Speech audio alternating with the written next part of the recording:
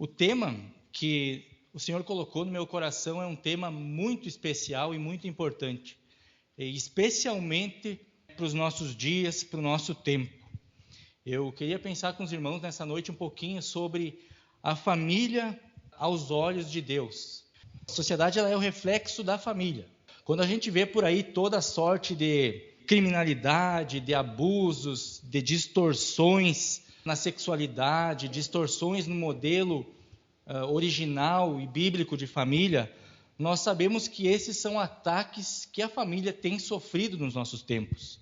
Nós estamos sempre colhendo, sempre ceifando o que plantamos nos tempos pretéritos, nos tempos mais anteriores. E hoje nós colhemos o que plantamos no passado, nas gerações passadas. E no futuro, amanhã, nós estaremos ceifando o que estamos plantando hoje.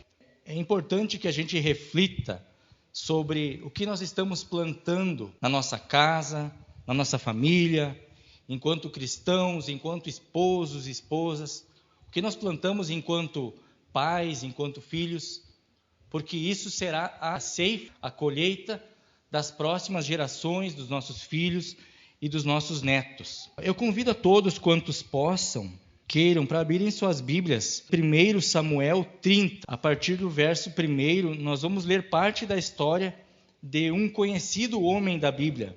Quando Davi e seus soldados chegaram a Ziclag no terceiro dia, os amalequitas tinham atacado Neguebe e Ziclag e haviam incendiado a cidade. Levaram como prisioneiros todos os que lá estavam, as mulheres, os jovens, os idosos, a ninguém mataram, mas os levaram consigo quando prosseguiram seu caminho. Ao chegarem a Ziclag, Davi e seus soldados encontraram a cidade destruída pelo fogo e viram que as suas mulheres, filhos e filhas haviam sido levados como prisioneiros. Então Davi e seus soldados choraram em alta voz até não terem mais forças. As duas mulheres de Davi também tinham sido levadas, Ainoã de Jezreel e Abigail de Carmelo, a que fora mulher de Nabal. Davi ficou profundamente angustiado, pois os homens falavam em apedrejá-lo. Todos estavam amargurados por causa de seus filhos e suas filhas. Davi, porém, fortaleceu-se no Senhor seu Deus. Então Davi disse ao sacerdote Abiatar, filho de Aimeleque: traga-me o colete sacerdotal. Abiatar o trouxe a Davi. E ele perguntou ao Senhor: devo perseguir esse bando de invasores? Irei alcançá-los? E o Senhor respondeu: persiga-os. É certo que você os alcançará e conseguirá libertar os prisioneiros.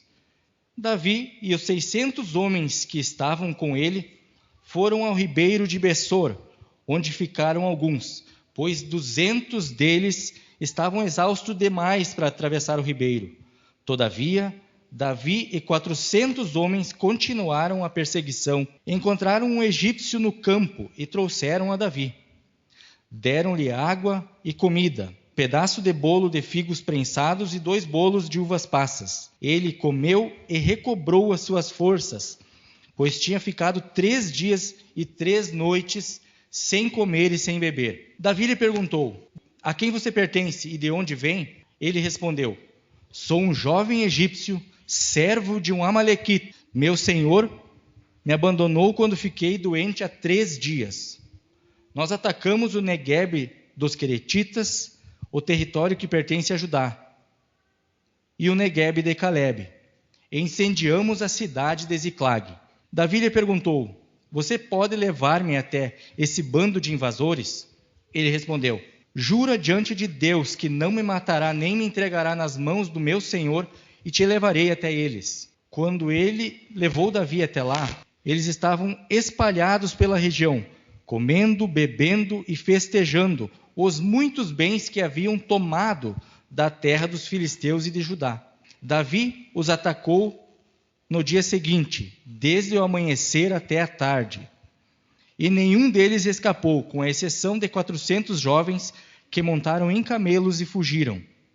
Davi recuperou tudo o que os amalequitas tinham levado, inclusive suas 2 mulheres, nada faltou.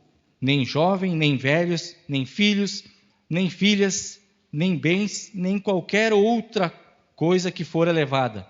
Davi recuperou tudo. Nesse contexto, Davi, ele já havia sido ungido rei, né? Muito jovem. Ele já havia vencido, derrotado o gigante Golias. E tudo isso, mais outros feitos de Davi, causaram grande ira e inveja a Saul. E Davi, então, e seus 600 valentes viviam fugindo da presença de Saul. Eles viviam errantes no deserto. Esses homens, eles estavam acostumados, irmãos, com as dificuldades do deserto. Eles estavam acostumados com o calor, com a sequidão. Não está escrito no texto aqui, mas eu quero conjecturar que eles enfrentavam e eram acostumados com fome, sede, talvez indo de um lugar para o outro, de uma batalha para outra, talvez, né, com alguma lesão, algum ferimento de batalha, ou talvez então, né, passassem dificuldade tendo que se abrigar em cavernas, quem sabe se defendendo de algum predador. Todas as dificuldades que o deserto pode oferecer, né, esses homens eles estavam acostumados. Mas quando eles voltavam das batalhas, o que eles queriam era refrigério, o que eles queriam era descanso, né, e estarem com as suas famílias. Porque o ambiente familiar, irmãos, esse contexto de lar em família, Deus criou para isso. Deus criou para que seja um lugar de refrigério, de alegria, de bonança, de descanso. Deus fez a família para que ela seja assim. Já no livro de Gênesis, né, no livro dos começos, nós vemos lá que Deus olha para toda a criação e aí ele diz que é bom. Então ele olha para o homem e diz que é muito bom. Porém tinha um pequeno detalhe ali ainda que o Senhor não considerava como se estivesse perfeito, plenamente bom. Então ele diz, não é bom que o homem viva só. Né? O plano e o propósito e o projeto de Deus nunca foi para que o homem vivesse só, mas sim que ele viva em família, que ele tenha uma família, e esse ambiente que nós nos referimos como um ambiente de alegria. Nós precisamos entender que a família é um plano, a família é um projeto de Deus. A família é uma instituição que ela é criada pelo próprio Deus. Gênesis 2:24, por essa razão o homem deixará pai e mãe e se unirá à sua mulher, e eles se tornarão uma só carne. Através desse versículo, irmãos, nós podemos identificar aqui pelo menos 2 pilares fundamentais que sustentam, que suportam o modelo de Deus bíblico, né, modelo criado por Deus para a família. O primeiro deles diz respeito ao casamento, como sendo a união de um homem e uma mulher. O texto diz assim, o homem se unirá, deixará pai e mãe e se unirá à sua mulher. Esse é o único modelo capaz de gerar descendência, né? Porque a descendência também é um objetivo, uma vontade de Deus para a nossa vida.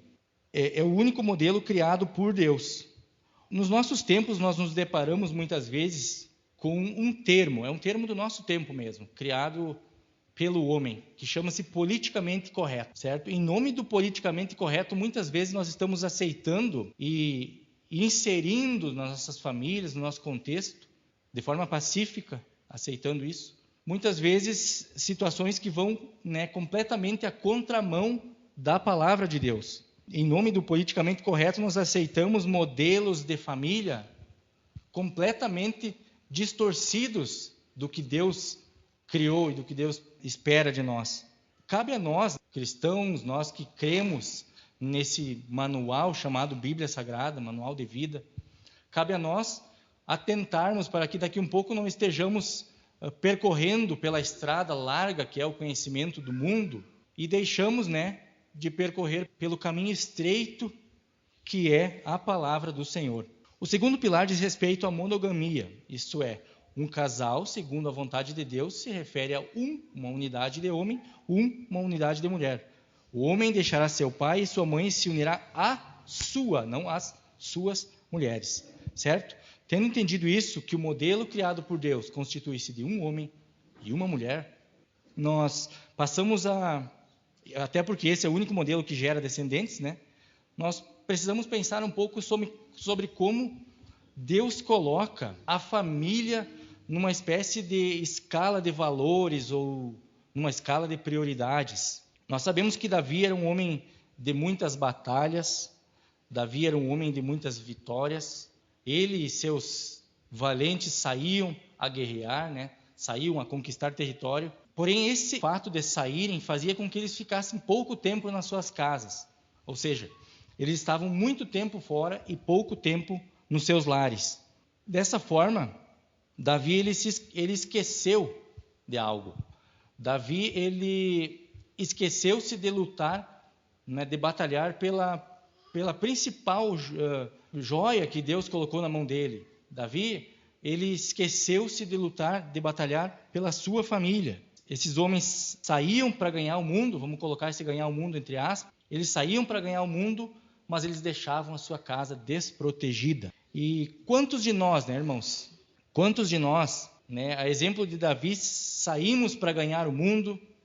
Quantos de nós saímos para conquistar muitas vezes riquezas, muitas vezes bens materiais, né, talvez títulos, diplomas, ou quem sabe tantas outras coisas, prestígio, status. Quantas vezes nós saímos para conquistar coisas fora e deixamos também a nossa família e a nossa casa desprotegida?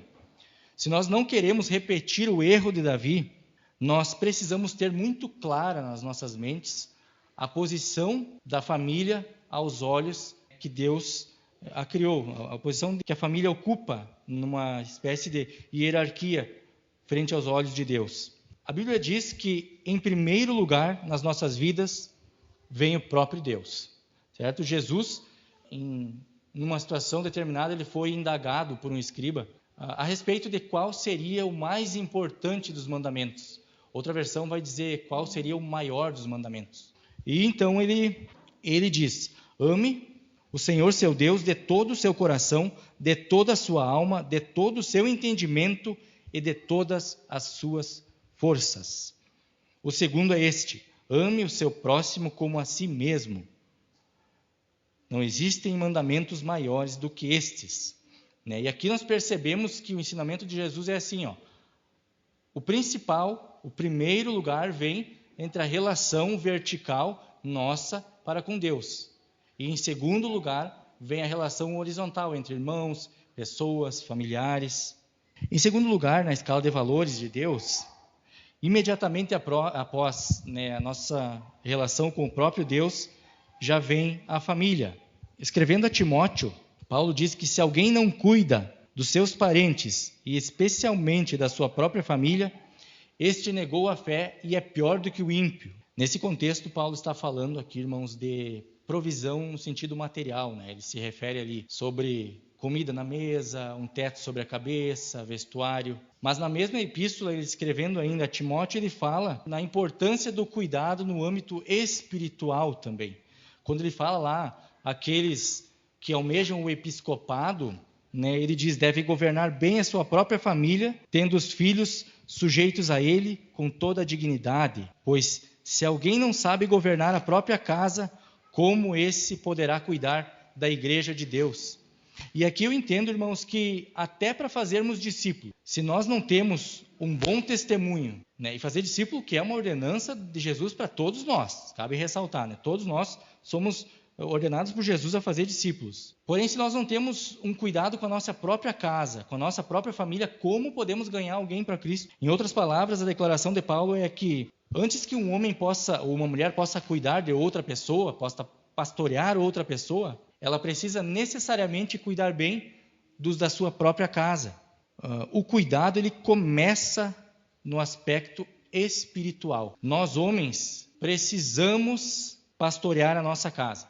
Nós, homens e mulheres, enquanto casal, nós casais precisamos pastorear os nossos filhos. A título de testemunho, lá em casa, na nossa casa, nós implantamos um momento bem importante para a nossa vida. Implantamos o culto doméstico, com o objetivo de estarmos edificando a nossa família, né, nas segundas-feiras, sempre. E aí nós aprendemos do Senhor, atualmente estamos aprendendo sobre criação de filhos. O objetivo também é que o Ezequiel acabe aprendendo com o nosso exemplo. Agora ele não se concentra muito ainda, mas daqui uns dias eu sei que ele vai, né, através do nosso exemplo, ele estará caminhando pelo caminho que o Senhor assim deseja, né? A Bíblia diz, né, para que a gente instrua o menino no caminho em que deve andar. E mesmo quando ele ficar velho, ele não se desviará, né? No caminho se refere a estar junto, lado a lado, né? Não é dizer o caminho que tem que percorrer, mas sim estar com ele.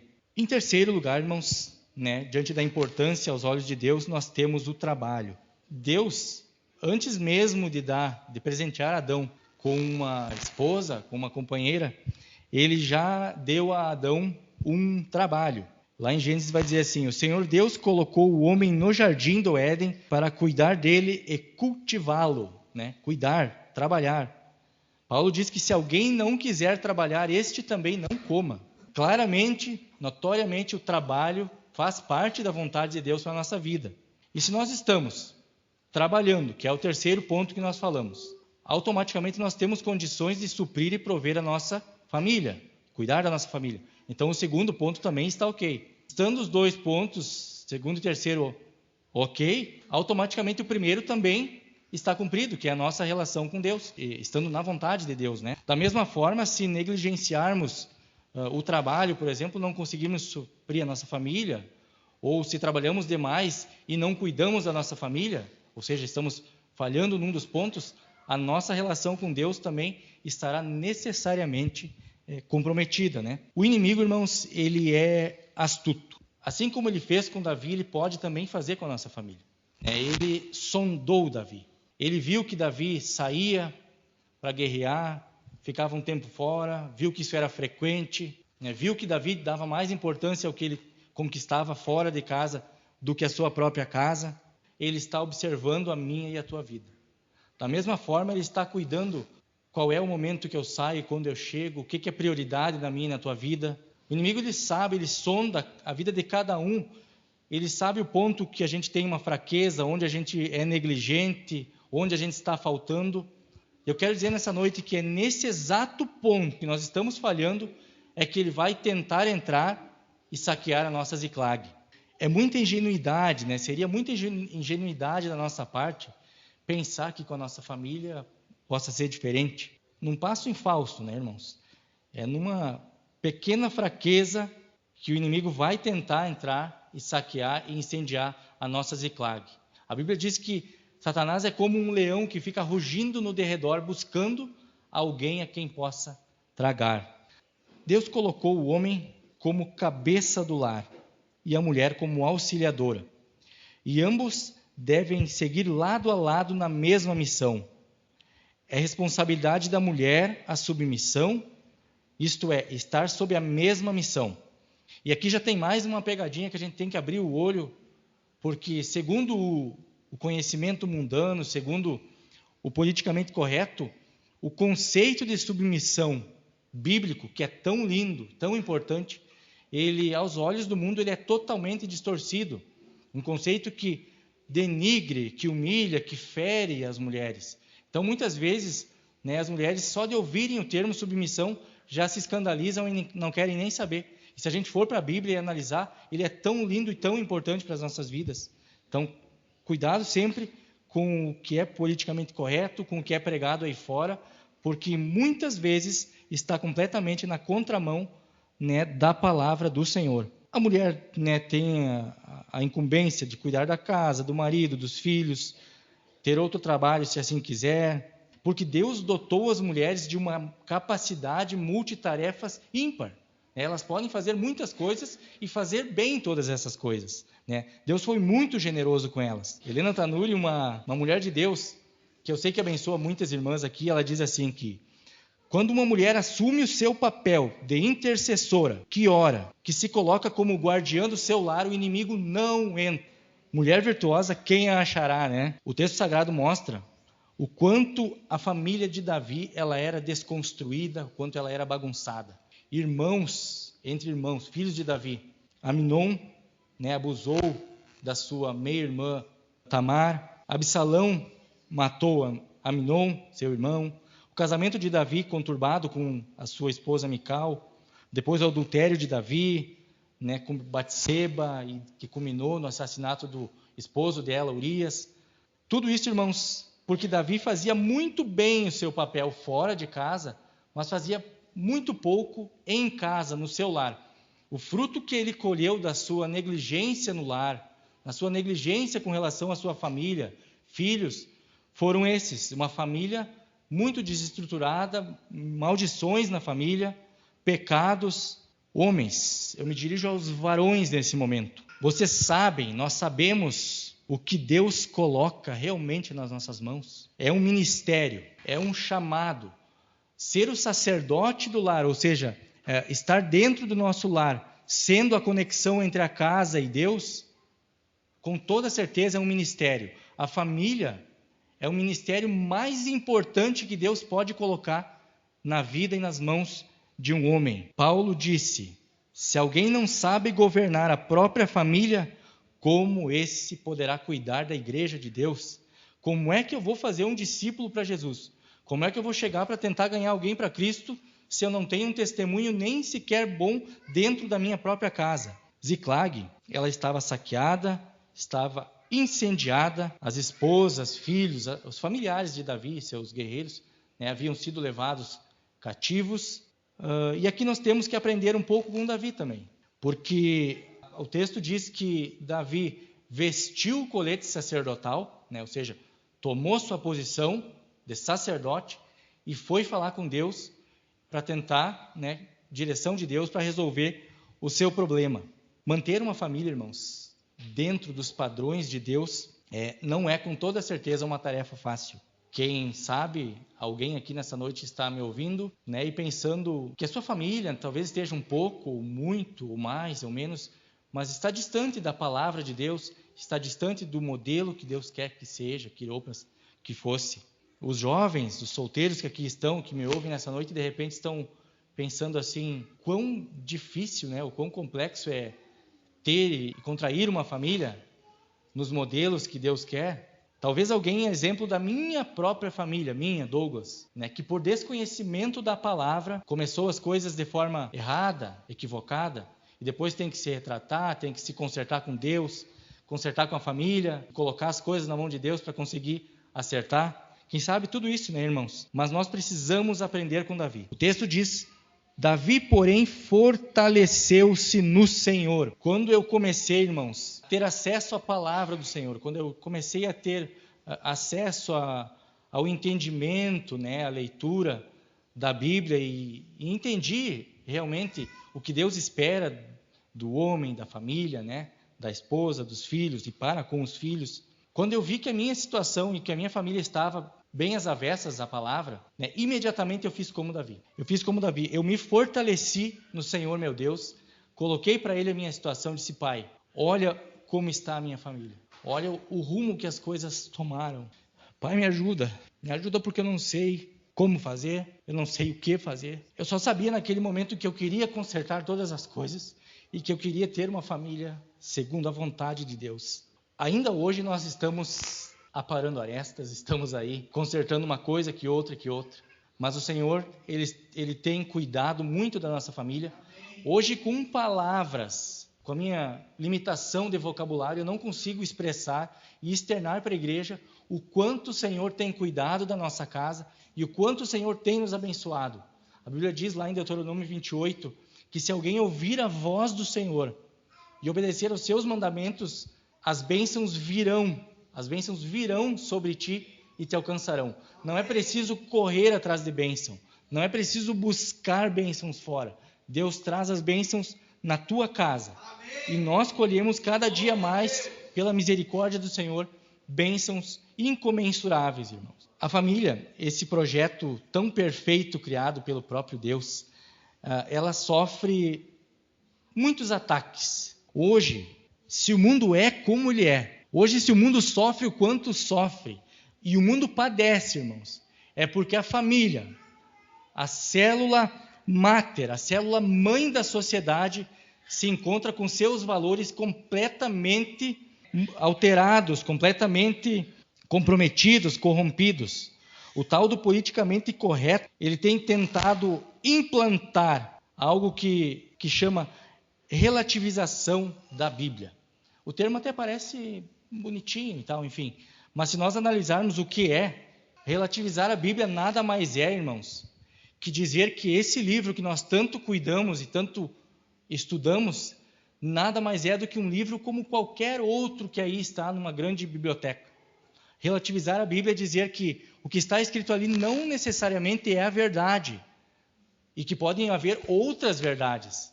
No meu entendimento, relativizar a Bíblia é dizer que o que está escrito ali nem sequer é a palavra de Deus, e sim um livro qualquer como qualquer outro.